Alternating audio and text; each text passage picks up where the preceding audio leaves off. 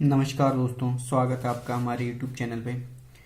दोस्तों, ये general science का प्रैक्टिस सेट पार्ट 2 है।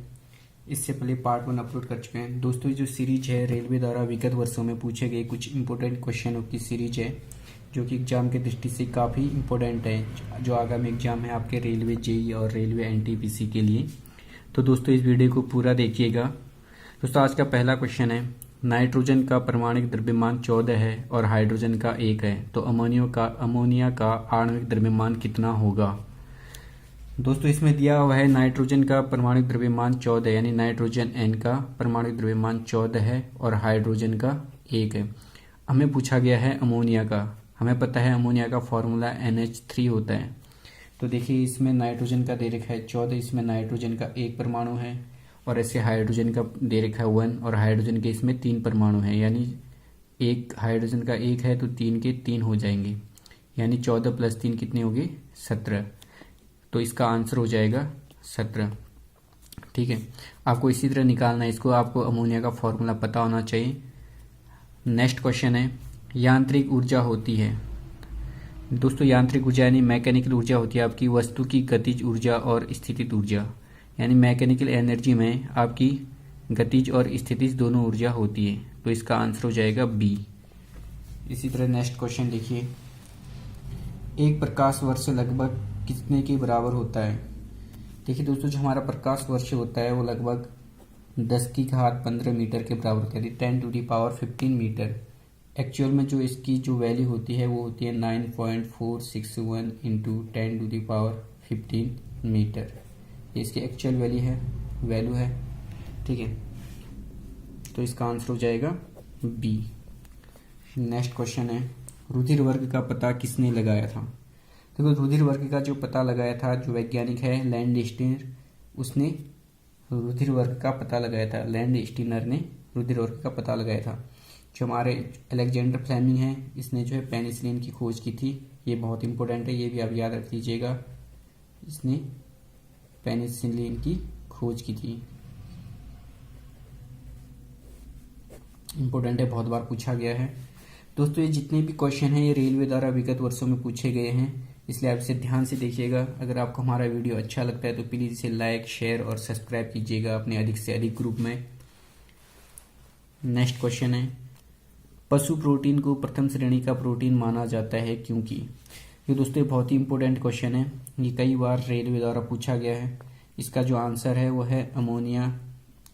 जो हमारा अनिवार्य अमीनो एसिड होता है उससे जो भरपूर प्रोटीन होता है वही हमारा प्रथम श्रेणी का प्रोटीन माना जाता है, यानी कि जो अमीनो एसिड से भरपूर होता है वही हमारा प्रथम श्रेणी का प्रोटीन माना जाता है। तो इसका आंसर हो जाएगा आपका ए वाला। नेक्स्ट क्वेश्चन है, सर्वाधिक विद्युत चालकता वाला तत्व कौन सा है। देखिए, जो हमारी विद्युत चालकता है उसमें सर्वाधिक किसमें होती है, जो हमारी चांदी है सिल्वर, उसकी विद्युत चालकता सबसे अधिक होती है। उसके बाद सेकंड नंबर में आता है तांबा, फिर आता है एल्युमिनियम। आपने देखा होगा एल्युमिनियम का उपयोग हम बहुत ज़्यादा करते हैं। क्यों? क्योंकि एल्युमिनियम जो है कॉस्ट में सस्ता है, इसीलिए हम एल्युमिनियम का उपयोग ज़्यादा करते हैं। ठीक है, अगर हम देखेंगे कि सबसे अधिक विद्युत चालकता किसकी है तो वो है हमारी सिल्वर की, यह आपको ध्यान रखना है। नेक्स्ट क्वेश्चन है आपका, अलग अलग प्रतिध्वनियों को सुनने के लिए ध्वनि के स्रोत से अवरोध की न्यूनतम दूरी कितनी होनी चाहिए। आपने देखा होगा जब इको प्रतिध्वनि, जब हम कुछ बोलते हैं तो वही आवाज़ हमें वापस सुनाई देती है, उसी को हम प्रतिध्वनि बोलते हैं, इको। उसको सुनने के लिए जो सोर्स है, स्रोत, उससे कितनी न्यूनतम दूरी होनी चाहिए। तो उसका आंसर है 17.2 मीटर, यानी 17.2 मीटर। ठीक है, यह आपको याद रखना है। कहीं कहीं पर 17 दिया होता है तो वो भी आप टिक मार सकते हो। नेक्स्ट क्वेश्चन है, मानव मस्तिष्क में ध्वनि की गूंज कितनी देर तक कायम रहती है। जो हमारे जब हम कुछ बोलते हैं तो कुछ सेकंड के लिए हमारे मस्तिष्क में जो उसकी ध्वनि की गूंज जो है कुछ समय तक रहती है। तो उसका जो आंसर है वो है 0.1 सेकेंड। जो हमारी ध्वनि की चाल होती है, कभी कभी ध्वनि की चाल पूछ देती है सबसे अधिक किस में होती है, सबसे अधिक ध्वनि की चाल होती है इस्पात में। ठीक है, ये आपको याद रखना है, ये भी कई बार एग्जाम में पूछा गया है। और जो ध्वनि की चाल है वो होती है 343 मीटर पर सेकेंड, ये भी आपको याद रखना है।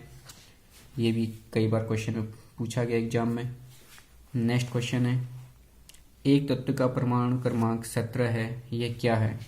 यह आपको बताना है कि किसी तत्व का हमें परमाणु क्रमांक दे रखा है 17, तो ये क्या दर्शाएगा? एक संक्रमण धातु, एक हैलोजन गैस, एक दुर्लभ गैस या फिर एक क्षारीय धातु। तो अब मैं बताऊं आपको, जो 17 परमाणु क्रमांक है वो किसका होता है? क्लोरीन का। क्लोरीन का जो परमाणु क्रमांक होता है 17, और क्लोरीन हमारे जो है किस में आता है? एक हैलोजन गैस है। क्लोरीन, फ्लोरीन, ब्रोमीन, आयोडीन, ये सब हमारे हैलोजन गैस है। ठीक है, आपको याद रखना है।